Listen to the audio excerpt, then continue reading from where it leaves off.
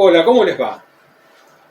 En esta entrega, dentro de la parte del estudio de la geopolítica, de la historia geopolítica de los Estados Unidos, vamos a desarrollar todo el periodo Henry Kissinger, de 1969 a 1976. Henry Kissinger fue secretario de Estado de los presidentes Nixon y Ford. Vamos a desarrollar sus concepciones estratégicas, su concepción de la Realpolitik en una nueva entrega.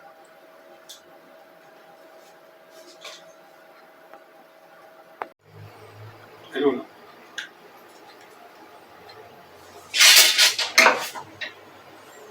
Henry Kissinger nació en 1923.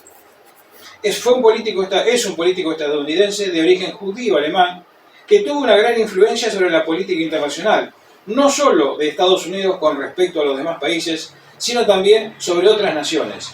Ejerció como secretario de Estado durante los mandatos de Richard Nixon y Gerald Ford, desempeñando este papel preponderante en la política exterior de los Estados Unidos entre 1969 y 1977.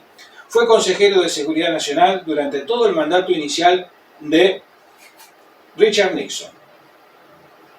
Kissinger se caracterizó por llevar las riendas de un proceder internacional fuerte, pero al mismo tiempo negociador, siendo el artífice de la denominada política de distensión con la Unión Soviética y China, país con el cual logró durante el mandato de Richard Nixon consolidar relaciones pacíficas.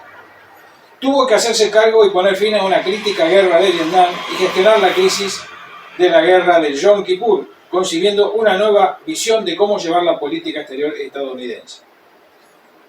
Aún así, la controversia ha persistido sobre su figura, debido a la intervención de la CIA en varios golpes de Estado sucedidos en Latinoamérica. Por ejemplo, el Plan Cóndor. Aquí vemos una imagen de los dictadores comprometidos, de los dictadores latinoamericanos comprometidos con el Plan Cóndor.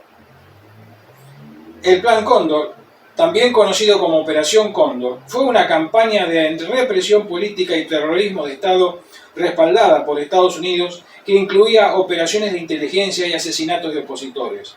Fue implementada oficial y formalmente en noviembre de 1975 por las cúpulas de los regímenes dictatoriales del Cono Sur, Chile, Argentina, Brasil, Paraguay, Uruguay, Bolivia y esporádicamente Perú, Ecuador, Colombia y Venezuela.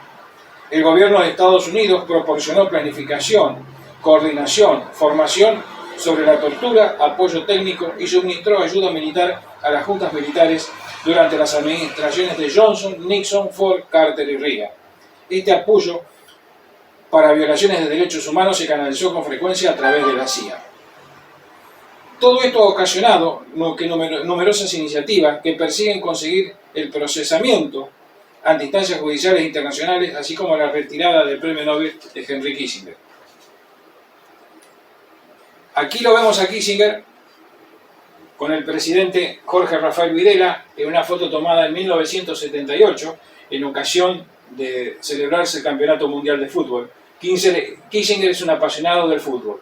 Y aquí lo vemos con el general Augusto Pinochet en una foto de aproximadamente de 1977.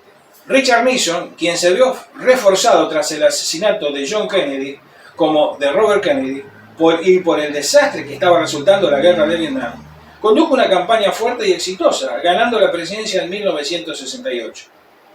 Richard Nixon, convencido de las habilidades de Henry Kissinger, lo nombra consejero de Seguridad Nacional, dejándole así la puerta abierta para comenzar su carrera en la alta política y poniéndolo al frente de todo lo referente al orden interno, seguridad y demás cuestiones referentes al ámbito.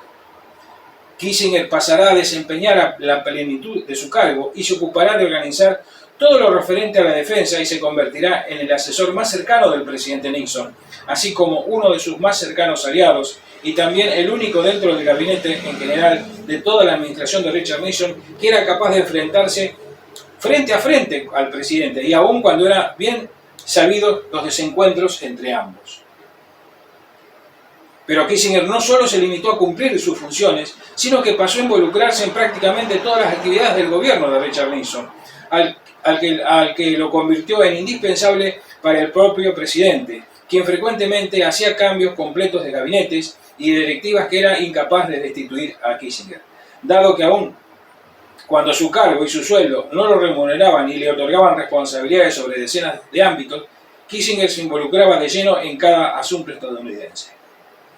Robert Greene explica en su libro Las 48 leyes del poder esta estrategia de Kissinger para el empleo para prevalecer de la siguiente manera.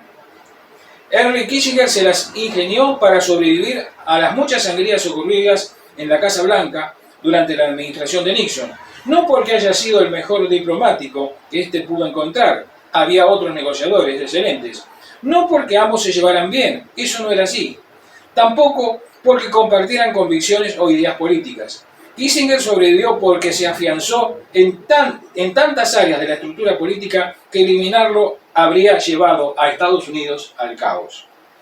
Kissinger, por otro lado, tuvo que hacer frente a las protestas, manifestaciones y demás muestras de rebeldía por parte de las comunidades pacíficas y de los sectores estudiantiles obsesionados con el fin de la guerra de Vietnam, así como también se encargó de tomar cartas sobre el asunto aconsejando a Nixon al respecto.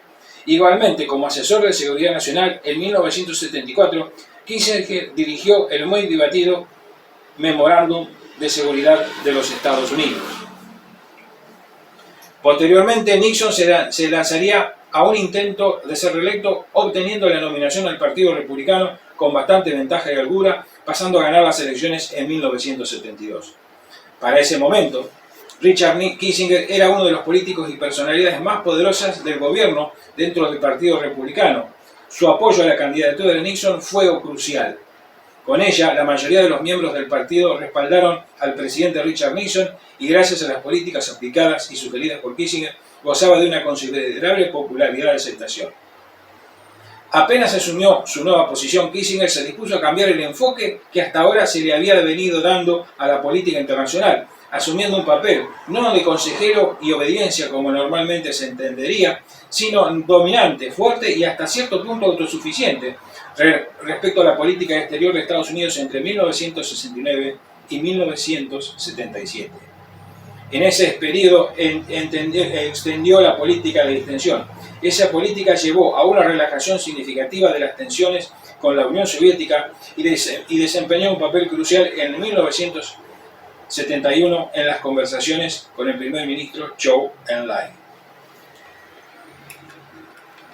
Aquí vemos un logo de la Escuela de las Américas, que era una organización donde Estados Unidos adiestraba a los soldados, a los dirigentes militares latinoamericanos.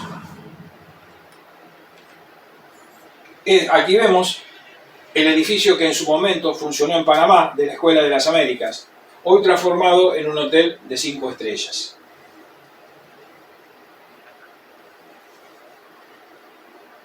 Estos son los presidentes que estaban involucrados en las organizaciones de contrainsurgencia de la CIA: Lyndon Johnson, Carl Meyer, director de la CIA, David Alder Phillips, coordinador de la CIA, William Harvey, coordinador de la CIA, Allen Dulles, director, George Bush padre, que fue presidente en 1989, Howard Hunt, co-coordinador, y David Morales, coordinador también de la CIA.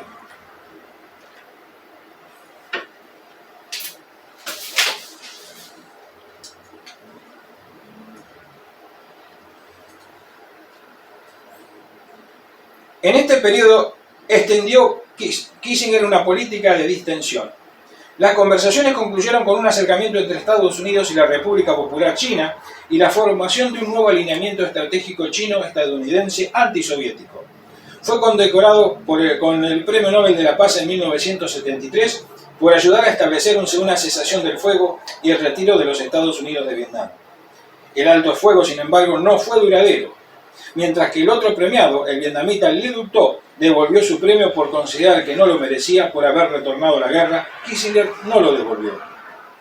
Kissinger favoreció el mantenimiento de relaciones diplomáticas amistosas con las dictaduras militares de derecha del Cono Sur y otras partes de Latinoamérica.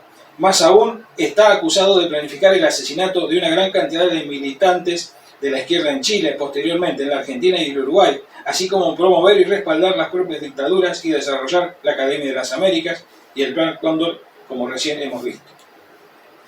La Escuela de las Américas, que es operada por el Ejército de Estados Unidos, fue fundada en 1946 en Panamá, en las imágenes anteriores que yo les mostré de los edificios. En Harvard trabajó como asesor en política exterior de la Casa Blanca y en el Departamento de Estado. Kissinger dice que en agosto de 1965, Henry Cabot Lodge, un viejo amigo que actuaba como embajador en Saigón, le había pedido que visitara Vietnam como su asesor. Kissinger accedió a esta proposición al realizar una gira por Vietnam, en primer lugar por 2 semanas en octubre y noviembre de 1965, una vez más por unos 10 días en 1966. Me convenció el sinsentido de las victorias militares en Vietnam y me hizo caer en cuenta acerca de la realidad política que yacía nuestro país, en la cual fácilmente se podía llevar a cabo una retirada final. En una iniciativa de paz de 1967, él mismo me dio entre Washington y Hanoi, lo que representó el inicio de las conversaciones de paz. Kissinger era presidente del poderoso Comité 40, una organización de alto nivel al lado de los representantes del Departamento de Estado y de la CIA y del Pentágono, y tomaba decisiones y medidas acerca de las situaciones relacionadas con el comunismo nacional e internacional. La Operación Coherente fue una operación de la CIA destinada a derrocar a los jefes de Estado poco afines con los Estados Unidos. Fue creada por el presidente estadounidense Dwight Eisenhower en marzo de 1960 y después de la Revolución Cubana de 1959 y fue dirigida directamente por el vicepresidente Richard Nixon.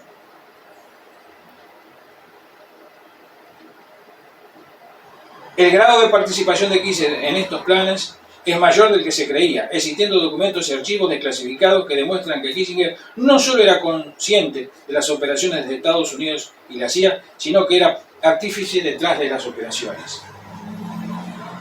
Aquí tenemos un libro editado por Kissinger sobre geopolítica, de 1812 a 1822.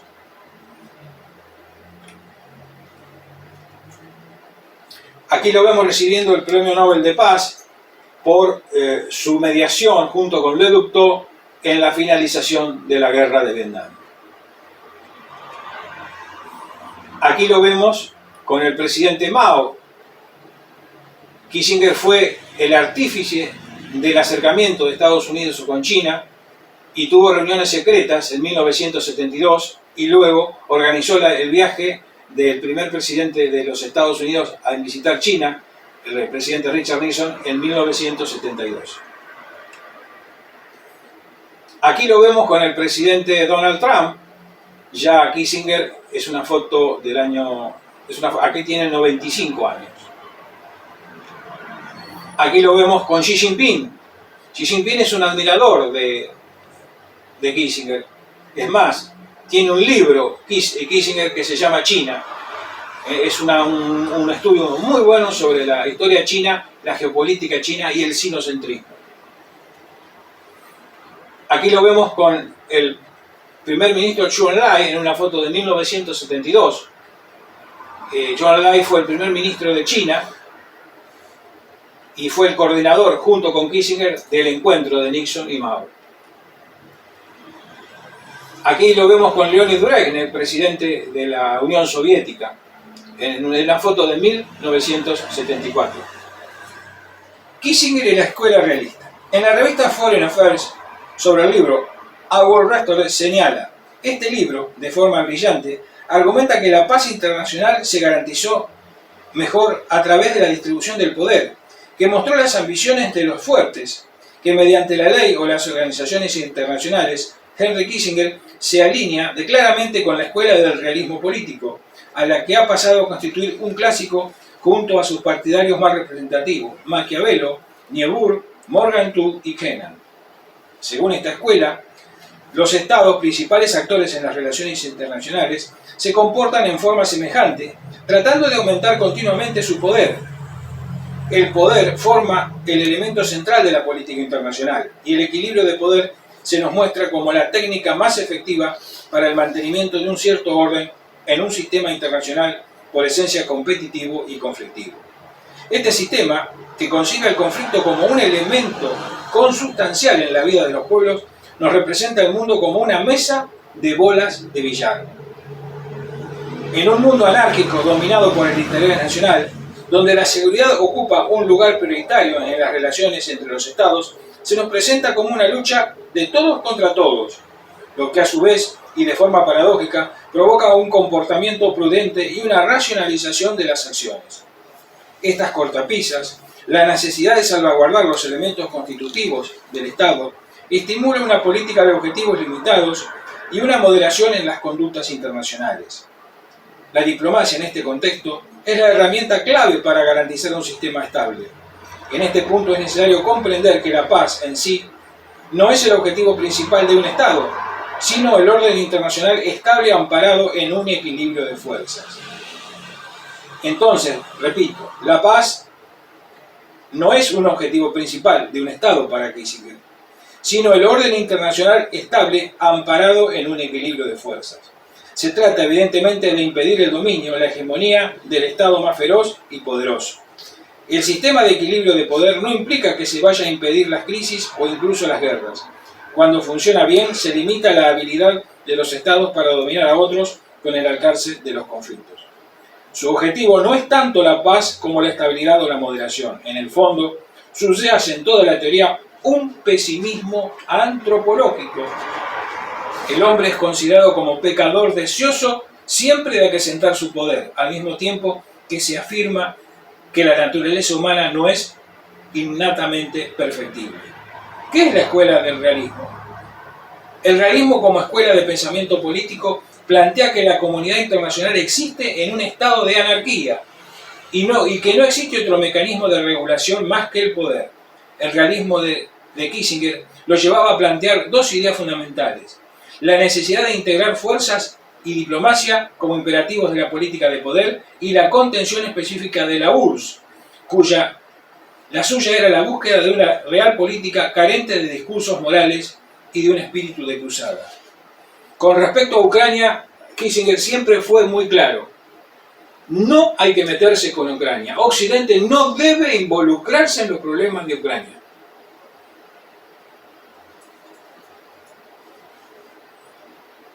Debate entre idealistas y realistas. Este debate toma su forma actual después de la Segunda Guerra Mundial y adquiere especificidad en la medida en que se centra en la selección de los objetivos de la política exterior norteamericana. Los idealistas, basados en la tradición del Destino Manifiesto, proponían como objetivo primordial la extensión del sistema democrático y liberal a nivel global. Repito, la corriente idealista, basada en la tradición del Destino Manifiesto, proponían como objetivo primordial la extensión del sistema democrático liberal a nivel global. La importancia de esta línea de pensamiento radica en que se transformó en la ideología que impregnó la política exterior norteamericana en forma permanente. Por su parte, los realistas, que creían... Acá hemos recogido una serie de frases célebres de Kissinger para analizar y conocer su pensamiento. Sí, mucha gente va a morir cuando se establezca el nuevo orden mundial, pero será un mundo mucho mejor para los que sobrevivan. Kissinger cree inevitable el desarrollo de la Tercera Guerra Mundial, que va a dar origen a un nuevo orden mundial, pero según él va a ser mucho mejor para aquellos que sobrevivan a esa guerra. Vivimos en un tiempo maravilloso en el que el fuerte es débil debido a sus escrúpulos y el débil se fortalece debido a su audacia. Repito, vivimos en un tiempo maravilloso en el que el fuerte es débil debido a sus escrúpulos y el débil se fortalece debido a su audacia.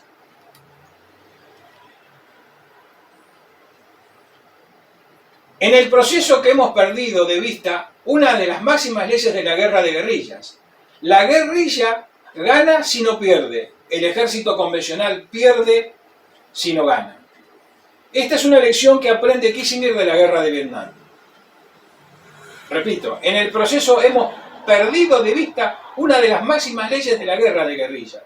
La guerrilla gana si no pierde. ¿Por qué? Porque la guerrilla hostiga. Es un enemigo que está en todos lados y no está en ningún lugar.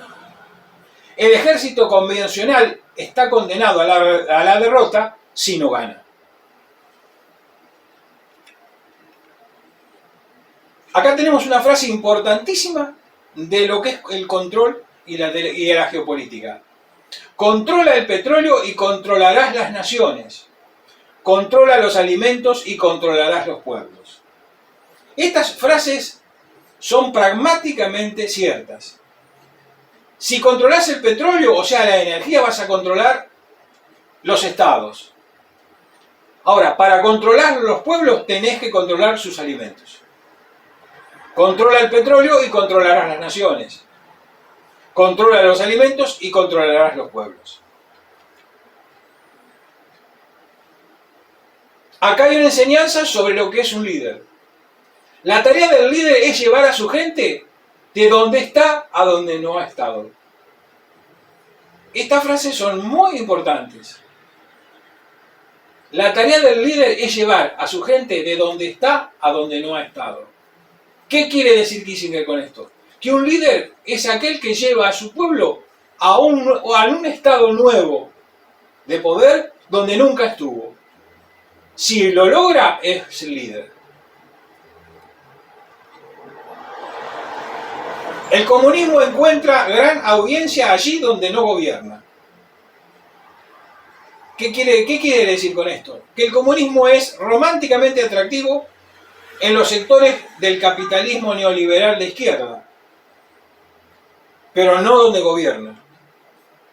Obviamente, con la caída del muro de Berlín, eso ha quedado en desuso, pero Kissinger le tocó ser secretario de Estado en plena Guerra Fría.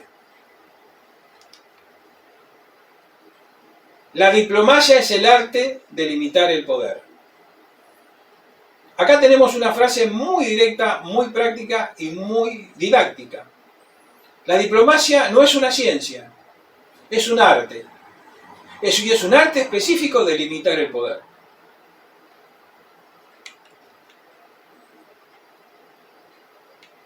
La tarea de un líder es llevar a su gente de donde está hasta donde no haya llegado jamás.